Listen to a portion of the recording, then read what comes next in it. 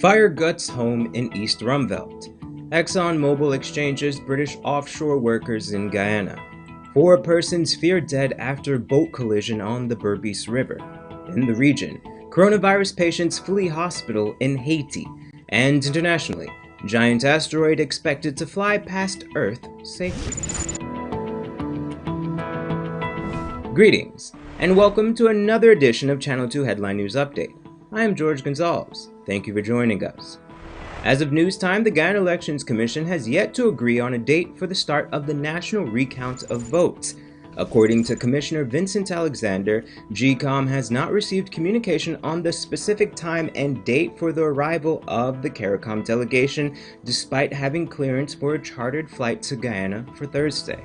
When GCOM receives the confirmation, a date for the commencement of the recount is expected to be announced. From there, the exercise is expected to begin shortly after the delegation's arrival. However, in today's meeting of the Commission, it was decided that an extra hour a day will be added to the recount process. It will now run from 8 a.m. to 7 p.m. Additionally, Commissioner Says Gunraj noted that Chairman of GCOM, retired Justice Claudette Singh, is reconsidering her view on live streaming the recount. It is likely that parts of the process may be broadcasted. A fire destroyed a home in West Rumvelt last night. However, Esther Sobers tells us that the home's caretaker claims the fire was deliberately set. On Tuesday evening, a fire gutted a 2-story wooden and concrete house in West Rumvelt, Georgetown. The house was occupied by a caretaker, 60-year-old Stephen Clark. Speaking to the media at the scene, Clark claims that the fire was deliberately set and that this was not the first attempt to burn it down. He explained that the house was at the center of a dispute spanning years. Several years ago, persons who Clark did not name were claiming the ownership of the home through the rightful owner who resides overseas and continues to pay the property rates and taxes. The losses are estimated to be in the millions. Interestingly enough, Clark noted that the rightful owners of the property were planning to demolish the building and build a new one on the site. Nevertheless, an investigation is ongoing. For Channel 2 Headline News, Esther Sobers. Thanks, Esther. An investigation into a possibly fatal boat crash on Tuesday night took a surprising turn this morning. Bibi Bacchus tells us why in this report. 4 men are missing and feared dead following a boat collision last evening on the Berbice River near Sand Hill. Those missing are Julian McKenzie, Godfrey Lindley, 55-year-old Freeman Denhart, and his 23-year-old son Romario Denhart. According to reports, the 4 were returning to Sand Hill at around 7 p.m. when a larger boat collided with them. Villagers who rushed to the scene on Tuesday night reported that the boat was broken into pieces and the occupants disappeared under the water.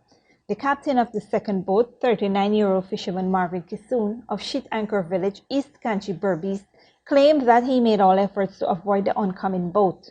Nevertheless, Kissoon and the 4 occupants of his boat fled the scene after realizing the occupants of the smaller boat did not surface. However, the investigation took a turn after Kissoon was interrogated by the police. Following what was told to investigators, yesterday police went to the Edinburgh Village, East Bank, Berbice, and arrested 3 of the 4 occupants who were in Kissoon's boat. They were found in possession of nearly 37 kilograms of suspected cannabis. The 4th occupant, who resides at Palmyra Village, Quarantine, Berbice, is being sought. A further update will follow. For Headline News Updates, Bibi Bacchus. Thanks, Bibi. As previously announced, the National Insurance Scheme has amended its monthly old age pension distribution schedule. Pensioners with the last name beginning with A to D will be served on Monday, May 4th, 2020. E through J on Wednesday, May 6, 2020, K to R on Thursday, May 7th, and S to Z on Thursday, May 7th. Pensioners are encouraged to only visit the head office at Brickdam if they are uplifting books between 7 a.m. and 3 p.m. Those who already have pension books and are only cashing vouchers are asked to visit the Camp Street office or the closest NIS office from 8 a.m. to 2:30 p.m.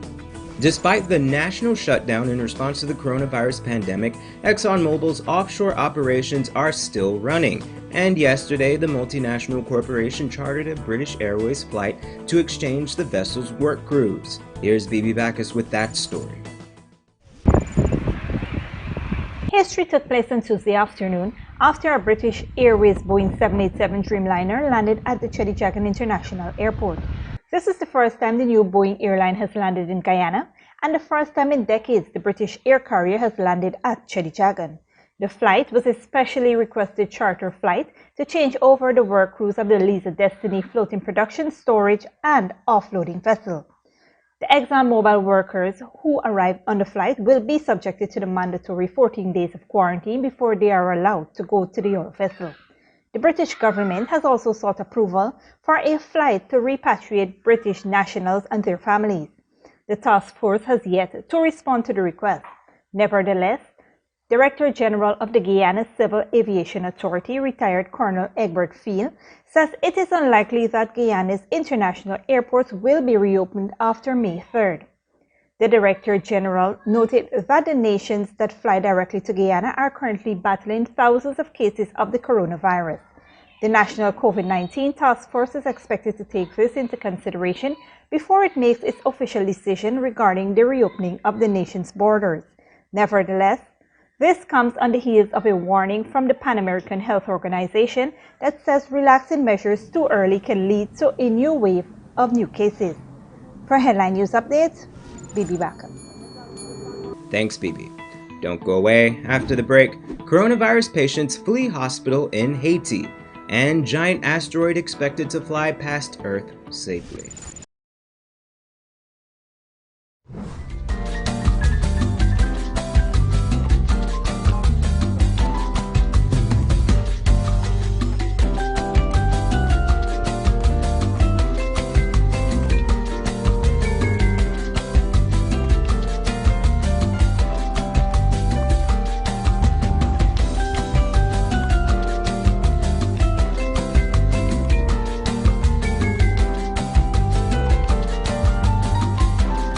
Hurry down to Zasco on 15 North Road between Camp and Wellington Streets. Quality products at low cost for every room in your home. 65 and 55 inches high-stand 4K smart TVs. Samsung French door fridges. Black & Decker appliances, queen and king size Canadian-made mattresses. German-made pressure pots in 5 to 9 liters. 12-piece pot sets, knife sets, cutlery sets and pans, commercial fans. Samsung smart stoves. Canadian-made 3-piece recliner sofa sets. Air fryers and Hamilton Beach hot and cold water dispenser. For that reliable, prudent, and courteous traveling experience, your choice is G3 Cabs, located at 228-229 Aubrey Barker Road and Beverly Close, South Reinfeld Gardens. Travel in comfort and safety with our deluxe fleet of new vehicles and neatly trimmed drivers serving our customers around Georgetown. We deliver cooking gas, small packages, run errands, and provide minor vehicular roadside assistance such as jump starts of vehicles, flat tires, spare wheel assistance, and more. Contact us on 218-4982 or 218-4500. G3 Cabs. You can count on us.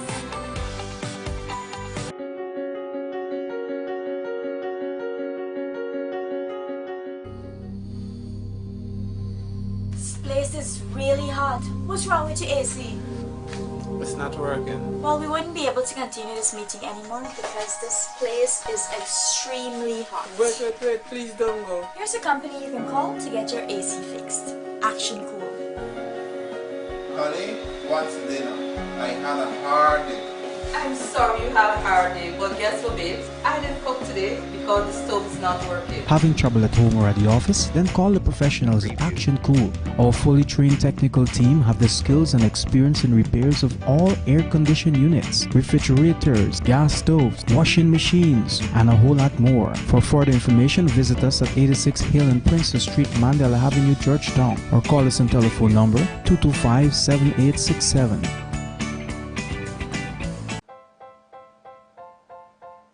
Oh gosh, what is this? Me son can't read or spell. Stop! 0 out of 20. Cuente. Is what I gonna do here? Hi guys, my name is Ms. Berbice and I'm the senior teacher at the treasurer of the school program. Due to the spread of the coronavirus and the need for social distancing, we have moved our in-class learning activities to online via Skype. On the online side, we will be focusing on spelling, phonics, reading, and the National Grade 6 assessments. For more information, you can inbox us or call us. Contact us on 675-4379. I can call them now. Hidden Treasures, discovering gems in young minds. Meet Terence and Shabana.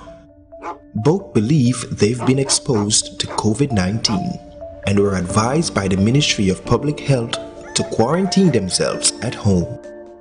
It's a normal working day and Terence grows tired of home quarantine guidelines. So he heads off to work using public transportation. Now all the passengers and his co-workers are in danger of contracting COVID-19 from Terence. After work, Terence heads straight to the gym for daily exercise. He shares the same exercise equipment with many others that day. Later on that evening too, Terence heads off to play several rounds of dominoes with some friends. By breaking the quarantine rules, Terence has endangered the lives of the passengers, his co-workers, members of his gym, and his friends with whom he played dominoes.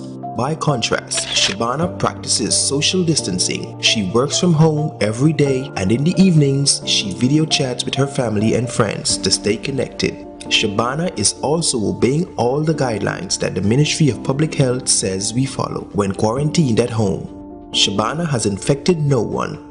Let's all do our part and practice physical and social distancing by avoiding unnecessary travels and staying home from large groups of people, including our families and friends. A message from the Ministry of Public Health in collaboration with PAHO WHO. For more information, visit our website at www.health.gov.gy or visit our Facebook, Instagram, or Twitter page.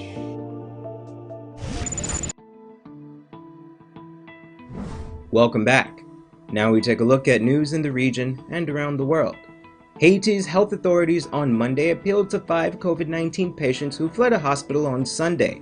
The departmental director of the Center Department of the Ministry of Public Health, Dr. Dennis Jean, confirmed that the 5 people who tested positive for COVID-19 fled from the Saint-Therese de Hinche hospital. Dr. Dennis Jean warned, quote, "If we do not quickly find these people, they risk infecting a lot of people." End quote. Last week, a Haitian national who had been deported from the United States and who tested positive for the virus fled from an isolation center. Haiti's Secretary of State for Communication, Eddie Jackson Alexis, said that the escapee poses a threat to national security. 6 people have died in Haiti so far from COVID-19, and the number of active cases now stands at 60. Amid the threat of coronavirus in Latin America, the small Central American country of El Salvador is also dealing with another problem, the endemic violence that has made it one of the most murderous countries in the world in recent years. Al Jazeera's John Holman reports. Extreme measures in El Salvador's prisons, sealing off cells so that gang members can't make contact with the outside world. No va a entrar ningún solo rayo de sol. No ray of sunlight will enter the cells. We're going to block all lines of sight so that they cannot have any type of communication. Authorities say that many hits in the violence-plagued country were organised from jail and that imprisoned gang leaders have taken advantage of the COVID pandemic to order more killings. Last weekend, dozens of people were murdered after a period of relative calm. In response, authorities stripped inmates and packed them together in a 24-hour lockdown. After that, members of the warring gangs were mixed together in cells as part of the new plan to break their communication lines. Before, they'd been separated to avoid prison riots. It's all come from the top. President Nayib Bukele. On Monday, he tweeted, "We're going to make sure the gang members who committed these murders regret it for the rest of their lives." He's also said security forces can now use lethal force against gang members on the streets. Human rights groups have denounced the measures as inhumane and authoritarian, reminding that Bukele also recently marched into Congress with soldiers to get a security bill passed. But many in El Salvador think differently. Gangs have controlled entire neighbourhoods in the country for decades, extorting, raping and killing at will. Renny Velasco, who owns a transport company, told us they've murdered more than 1,000 people in his sector and squeezed almost $20 million a year from operators. Pues eso es lo que todo gobierno debe hacer. This is what every government needs to do. If there are criminal groups that are affecting the population and stopping the country's economy from developing, the least that the authorities can do is take a firm line and establish order. They can't look the other way. And President Bukele remains extremely popular. For now, it seems many Salvadorans support his hardline stance. John Holman, Al Jazeera. And internationally, a large asteroid, 1998 OR2, will fly past Earth on Wednesday. Astronomers say the asteroid, more than a mile wide, will not collide with our planet, but will get close enough for us to study it. Al Jazeera's Andy Gallagher reports. When a small asteroid broke up over Siberia in 2013, the ensuing shockwave injured over 1,000 people and caused extensive damage. It was a reminder to space agencies across the world of the dangers asteroids can pose. The asteroid now heading our way has been classified as a potentially hazardous object, but scientists say 1998 OR2 is not a threat. It's travelling at 30,000 kilometres an hour and is at least 2 kilometres wide, but will pass by at a distance of 6 million kilometres. We don't have to deal with it with fear, we have to deal with it with the science. So people should not be afraid of asteroids. People should be encouraged to assess the risk of these asteroids and to follow these asteroid research program, and most importantly, to maintain these asteroid research program in place. Programs like NASA's Double Asteroid Redirection Test, or DART program, aim to tackle potential threats in the future. It's one of many programs around the world that not only track large asteroids, but have potential solutions to redirect them. The Arecibo Observatory in Puerto Rico is one of the facilities that tracks asteroids using sophisticated radar. Scientists here are already tracking the Apophis asteroid due to skirt the Earth in 2029. The head of planetary radar says their research is vital. Without the planetary radar observations or very extensive optical observations, we would actually have to get prepared that it could hit the Earth in 2029. So now we know that we don't have to do that, and we can use those resources for something else. This latest asteroid has been tracked for the past 2 decades, and for amateur and professional astronomers alike, it's being greeted with excitement and not fear. NASA scientists say they've tracked more than 90% of near-Earth objects that pose a global threat. Thankfully, 1998 OR2 isn't one of them, but it will be close enough to watch on a telescope like this. In terms of the visual universe, this is a close shave, but a celestial event that will be seen as a slow-moving star. Andy Gallagher, Al Jazeera, Miami, Florida. That's all for today's regional and international news. Here is your 3-day weather forecast.